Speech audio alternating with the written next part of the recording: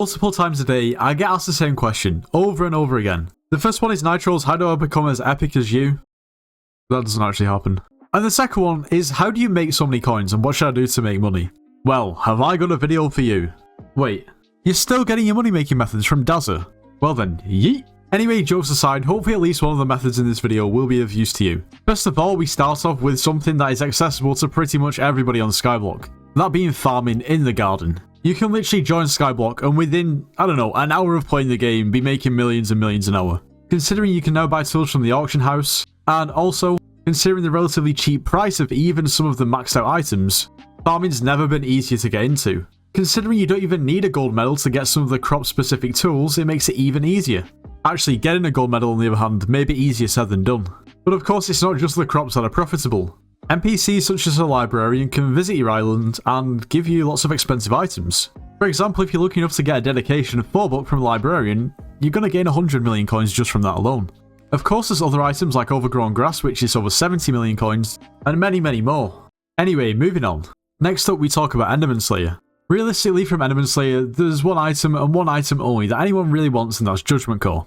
Of course the chances of getting Judgment Core are really slim, and the amount of time you need to grind on average to actually fill the meter will take a while too.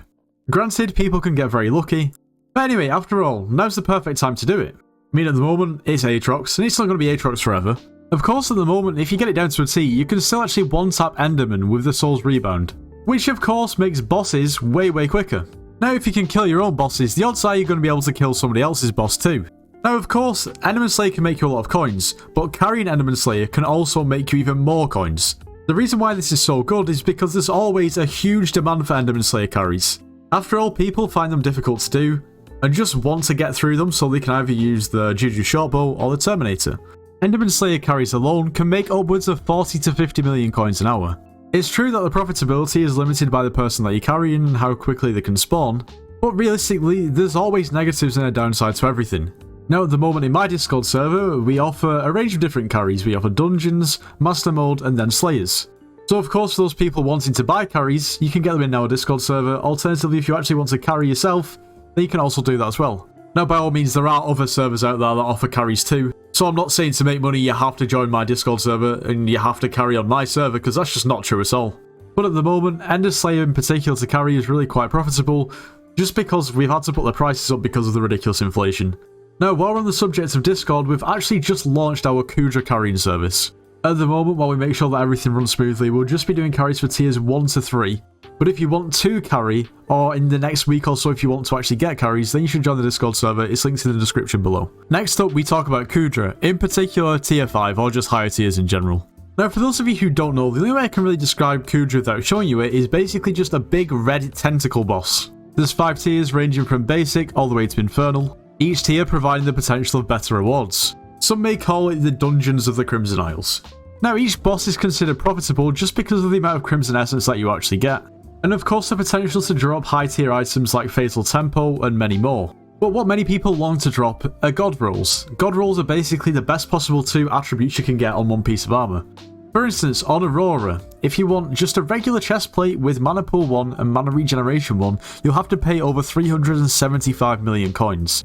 And as for other pieces of armor like Crimson, there's actually quite a few variations that are considered God Rolls, all selling for more than 150 million coins. Honestly, I've never done Infernal Kudra. I don't have the reputation. I don't even have the reputation to do Fiery. Around about a month ago, I made a video where I basically interviewed some endgame players that have done high tier things in the game. For instance, Infernal Kudra. So, this clip might clear things up. The most you've made off one run? Like, roughly? Like, what did you get that made you so much? So, the most I made from single run was when I dropped a God Roll Aurora armor, a chestplate with Mana Regen and Mana Pool. And I sold that for, I think, 280 mil. And then you could also like count the essence and the book that came with it. So like roughly 290 mil. Next up, we stay on the Crimson Isles, but we're not talking about Kudra. You see, within the Crimson Isles, there's 3 main mini-bosses. First of all, you've got the Barbarian Duke, then you've got Blade Soul, and also Mage Outlaw. And yes, I know there's Ashfang and there's the Magma Boss, but if you're grinding for keys, that's the rotation that you usually do. Now, different bosses drop different things. For instance, what's considered to be probably the most difficult of the three in Barbarian Duke can drop these things called leather cloth. Now, these items are soulbound, and the only way you can obtain them is through killing Barbarian Duke. Now, with 36 leather cloth, you can actually craft a Gauntlet of Contagion. Of course, you'll need to buy the enchanted mycelium cubes as well, but the average cost of 3 is only 568k. Now, of course, the cost of these leather cloth is nothing but time, and if you're grinding for keys, you're gonna get it anyway. Now, the cheapest Gauntlet of Contagion is 17.2 mil, and that's with attributes that nobody really wants. Of course, when you take a look at combinations that people actually want, these can go up to 60 to 70 million coins. Now, the only slightly annoying part of this is the mycelium collection that you actually need. You need mycelium 10, which I currently don't actually have. Well, there's nothing to say that you can't just save all of your leather cloth if you grind mini bosses, and then once you get the collection through minions or whatever you want to do to get it, you can then just craft it. It's honestly just like a nice little passive money making method if you're going to be grinding keys anyway. I'm going to go quick fire through these next 3 money making methods. First off, we have AH flipping. You buy for low and sell for high. Make sure you flip items that have relatively high demand, and also pay close attention to details for like enchantments on the weapon and also gemstone slots that might be unlocked or not. I'll link a full AH flipping guide in the description. Next up, we move on to bazaar flipping. Bazaar flipping is the same concept as AH flipping. You basically just buy items when they're low and sell them when they're high. For instance, right now, if you put a buy offer up for a recombobulator at the lowest price, you're going to pay just less than 10.5 million coins. If somebody then quick sells a recombobulator to the bazaar and fills your offer, you'll then basically win the item. You can then relist it for higher and put a sell offer up for 10.8 million, hence you've made coins. This can be done on a number of different items across the bazaar, and for items like enchanted lava buckets, you can even craft them and then sell them to the bazaar, therefore making even more coins. Honestly, it's really quite straightforward and it doesn't really need any more explanation. Next up, we have a different type of flipping, and that's lowballing. Basically, if we head over to Hub 1, I bet we find a lowballer relatively quickly. We might have to go to Hub 2, considering we can't get into Hub 1, and we're also struggling to get into Hub 2. Nice one, Hypixel. Hub 3 it is, but it's the same thing. Here we go in chat, we see lowballing, 750 mil purse, items above 10 mil, visit whoever it is, no minions and so on. And here we observe lowballers in their natural habitat. Essentially, the lowballer will buy items from the clients, and this is usually for a lower market value than on the AH. Now, this benefits both players. The person lowballing will then be able to flip the item that they've bought and make coins in terms of profit, and of course the person who sold the item can sell their item quickly and not have to basically list their item on the AH, wait, and then also pay AH fees. Of course, for the person lowballing, they can make a lot of coins doing this because usually they make at least a 10 to 15% profit margin, and if it's on a low demand item, maybe even more. Not exactly quickfire. Okay, this next method takes a slightly different approach. We all know that you can basically pay to win Hypixel Skyblock. You can buy gems with real money, and with the gems you can buy booster cookies, and with the booster cookies you can sell them to the bazaar for coins. Now what if, instead of spending your time actually playing Hypixel Skyblock to get coins, you actually worked in real life, made real money, and then spent that money on Skyblock? What an amazing idea. So what I've done is I've googled what the minimum wage is in the UK. Now we have a little bit of an issue because the UK does things a little bit strange. That's because the minimum wage differs depending on how old you are. Honestly, being under the age of 18, working at McDonald's or KFC and being paid £5.28 an hour is basically like somebody spitting in your face. So we'll assume that your employer actually has something about them and doesn't pay you absolutely nothing. Let's say you earn £10.18 an hour. And if we go on the Hypixel store, we can see that to get 1,350 gems, it's going to set you back £9.71. That means that roughly £1 will be able to buy you 139 Skyblock gems. That means if we take that 139 and times it by 10.18, which is the amount of money we're going to make per hour, we hit equals. That means that for our money, our hourly rate, we're going to be able to buy 1,415 Skyblock gems. Now, each booster cookie is 325 gems, which essentially means that we will be able to buy 4.35 booster cookies. Now, at the moment, each booster cookie, if you put a sell offer up, is around about 7.12 million. That means the money we can make per hour is 30,999k, so it's basically 31 million coins per hour. But what if you worked a regular 8-hour day? If we times that by 8, we get 247 million coins, almost 248 mil. which means over the course of a 5-day week, you would be able to make close to 1.25 billion coins. This is a joke, don't do this. Wouldn't this be a fantastic time for me to plug my creator code? Well, I'm not even doing that because I don't even have one yet.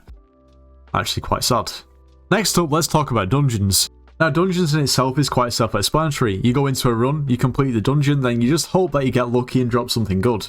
So rather than going into any more depth in terms of an explanation, I'm simply just going to take a look at dungeon RNG drops and remind you how much they are at the moment. For example, a recombobulator that you can drop from every single floor except entrance is almost 11 million coins. A Shadow Fury that you can drop from floor 5 is over 60 million coins. A Giant Sword that you can drop from floor 6 is over 260 million coins. Any of the 3 scrolls that you can drop from floor 7 are all around about 500 million coins each. A Necron Sandal that you can drop from floor 7 is almost 700 million coins. Realistically, a dungeon run is considered pretty bad if you actually don't get any chests that actually make you coins at the end anyway. Plus you get essence. It's honestly just self-explanatory and doesn't really need any more explanation. If you do dungeons in the grand scheme, you're going to make profit. How about mining? All you have to do is look at the prices of gemstones on the bazaar and you can see why you can make a lot of coins. Now, mining of course continues to be one of the most profitable and consistent money making methods on the game, with the ability to mine a variety of different gemstones in a variety of different ways. Mining is something that just does not fail. However, the barriers of entry to mine efficiently and making a lot of coins are absolutely huge. First of all, as an absolute bare minimum, realistically you're going to need half the amount in tier 7. Then you're going to need a ridiculous amount of gemstone and mithril powder, which I clearly lack. You'll need to optimize your tree, and then of course buy some rather costly Divine armor. And the same goes for the drill. My mining progression really isn't very good. But just as with the Infernal Kudra, I've got someone to back me up. Okay, so what is the most amount of money roughly that you made like in 1 hour of mining? So outside of Mining Fest, I think most amount I made was 38 mil per hour. But that was with a 655 still. I was armadillo mining. But I found it so toxic. Everyone's bombing my spot every time. And then you finding a spot for hours. I just decided to Ruby mine instead. What is the most amount of money you think you could potentially make per hour if you were to So, from what I've heard, people with max setup can, with armadillo mining, they can make up to like 60 mil per hour. Yeah, it's kind of insane. They have very optimized routes, and with armadillo mining comes some. You have to have some skill, so that the armadillo doesn't run out of energy. Anyway, I think that just about concludes today's video. I hope at least one of these methods was helpful. Anyway, if you have enjoyed today's video, make sure you leave a like, subscribe if you're new, and I'll see you in the next one.